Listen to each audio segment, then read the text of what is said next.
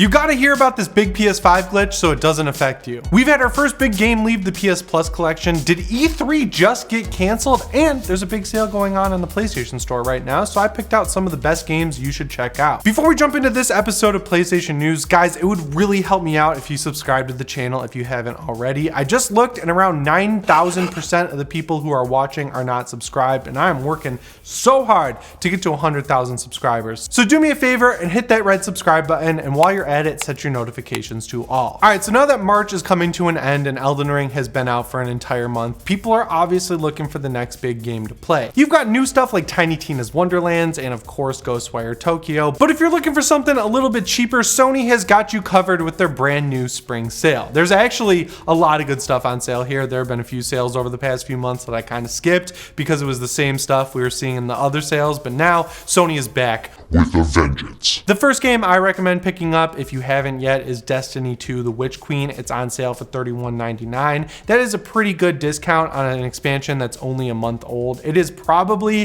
the best Destiny has ever been, and if you haven't tried it out in a while, I recommend picking it up because it's really easy to jump into, and the Legendary campaign is Bungie's best campaign they've ever made, bar none. So if you haven't played Destiny in a while and you've been thinking about jumping back in, now is the perfect time to do it. Spider-Man Miles Morales is $29.99. I would skip this one for now if you haven't played it because it's going to be included in the PlayStation Plus game library in just a couple months. Red Dead Redemption 2, on the other hand, is at an all-time low price of $24. That is an absolute steal. I feel like they're selling it honestly too low. There is a ton of content in this game. The story itself is incredible. It's one of, if not possibly, the best video game story ever told. It is just so much fun to ride around on your horse in this world. I actually just found a TikTok account recently that shows you a bunch of cool spots on the map, and I have jumped back into this game just to go find them myself. If you haven't played Red Dead Redemption 2, you have to get it because this price is awesome. Guys, it only took a year, but we finally updated the PSReady merch store. Of course, there's the classic My DualSense is Tingling design. We also have an Elden Ring inspired shirt that says Maidenless on it. And then finally is the shirt I'm wearing, the PSReady Doom Eternal crossover shirt,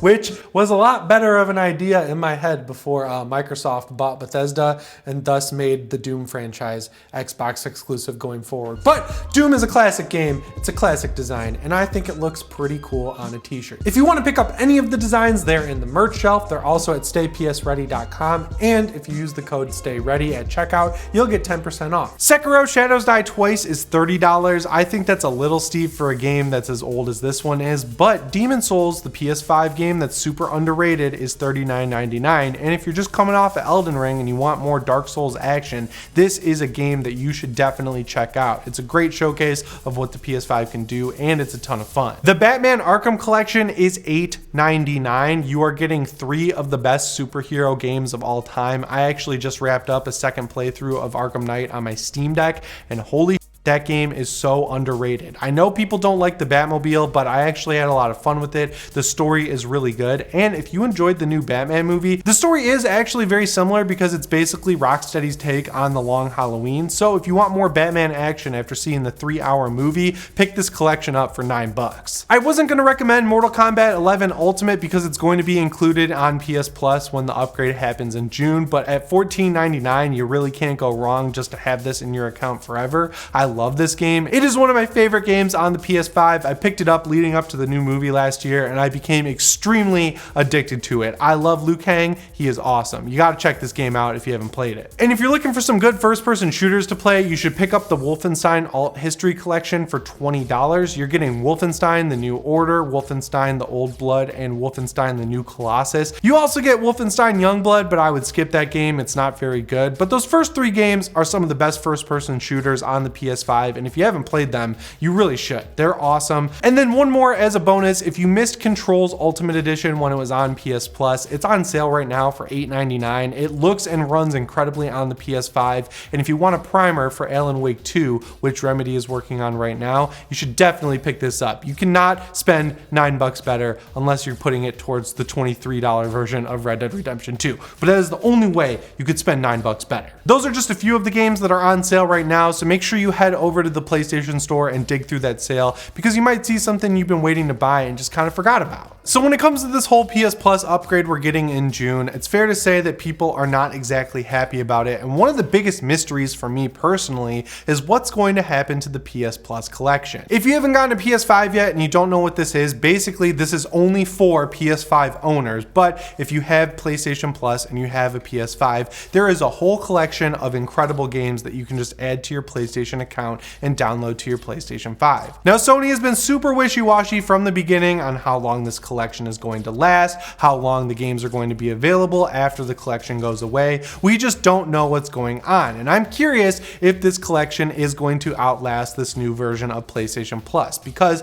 obviously if Sony can take all the games in the PlayStation Plus collection and add them to this new big game library they're giving you with PS Plus Extra and PS Plus Premium, that's what's going to make the service look even better. Now, interestingly, we haven't really seen any games leave the PS Plus collection since the PS5 came out until now, because Persona 5 is actually leaving the service very soon. Now, this honestly isn't a huge blow to the service because it was the normal version of Persona 5. It wasn't the Royal version, which people largely love a whole lot more than the original version. It is just interesting how the timing is shaking out. Honestly, I wouldn't be surprised if when the new version of PlayStation Plus launches, Persona 5 Royal is in that game library, and then Atlas just didn't want to have a conflict of interest where they have the original version on the PS Plus collection and this newer version on the new version of PS Plus, because that's just a little confusing. Like, it confused me talking about it just now. I know this is like a first world problem to the max, but when the PS Plus collection came out, I was excited when I saw that it was announced, but then when I saw what games were on it, all of that excitement basically evaporated, because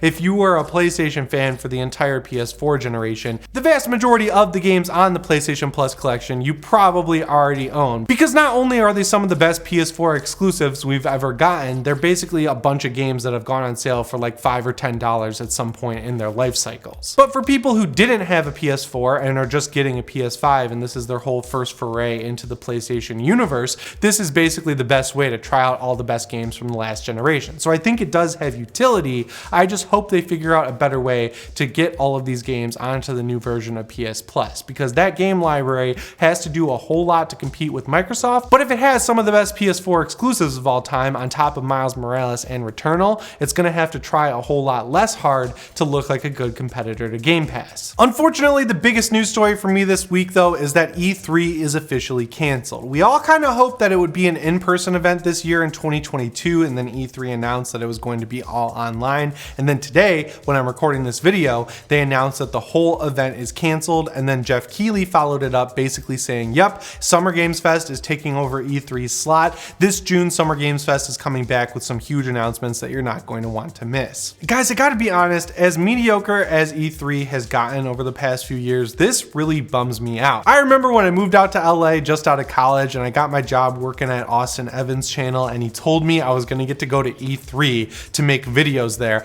I was just blown away. That is one of the most exciting days of my professional life and just my life in general. I have always watched E3 every summer. I used to piss my friends off. I would invite them over to watch all of the showcases with me. I would take work off when I worked at Staples in high school just to watch all of the different big announcements that happened at E3. It was like a ritual for me to sit down and just enjoy it. But then between the whole thing where they kind of turned it into a public trade show and they opened up a bunch of tickets for just anyone to come check it out, so it turned into a fan event that didn't really have a whole lot of announcements. And then when it moved to an all online event that honestly wasn't that good, that bummed me out. And now it just looks like they're throwing in the towel and saying we're not going to do it until we can bring it back as an in-person event. Summer Games Fest is a really good replacement. I like what Jeff Keighley does. I think he does a good job with both that and the Game Awards. The issue I have with it though is that he splits it up over the entire summer, and it kind of just feels like a hum that's in the background. It's not really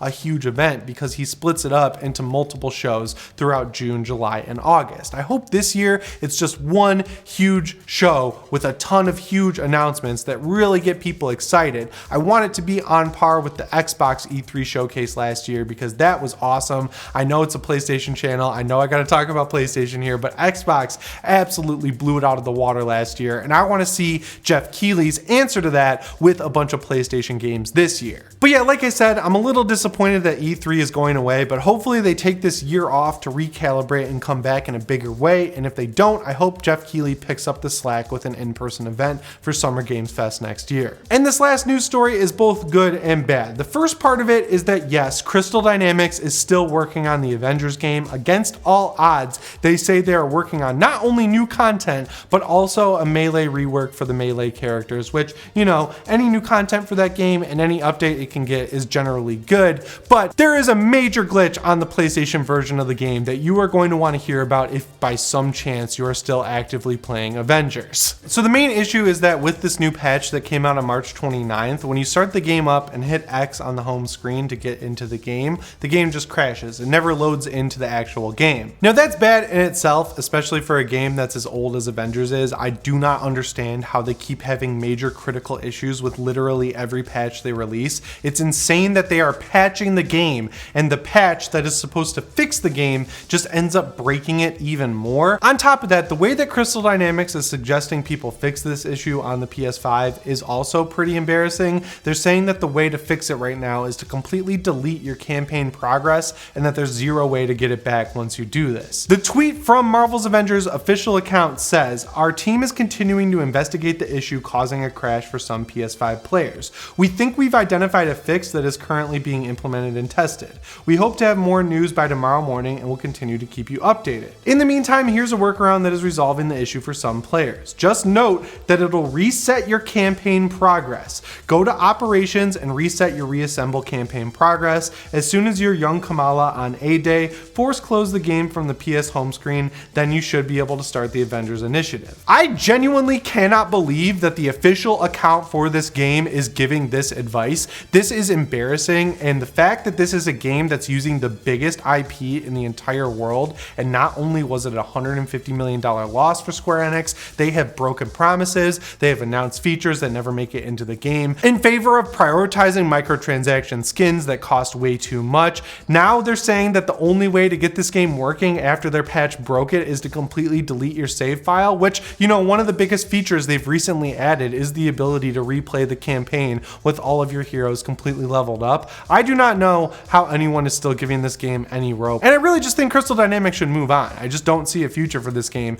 especially when you consider that they're also working on a new live service game over at the Initiative with Microsoft. So if I was Microsoft right now and I was looking at Avengers and just seeing how badly Crystal Dynamics has screwed up their first live service game, I would not be very confident in them helping me out with my new live service game at the Initiative, but it seems like that studio has bigger problems because most of the creative team has left at this point. But yeah, like I mentioned, if you're one of the people still playing Avengers and you want to be able to start the game, make sure you just go ahead and delete your campaign progress, start the game, and then when you're playing as Kamala walking around on A-Day, just quit the game and you'll be good to go. You just won't have any of your campaign progress left over.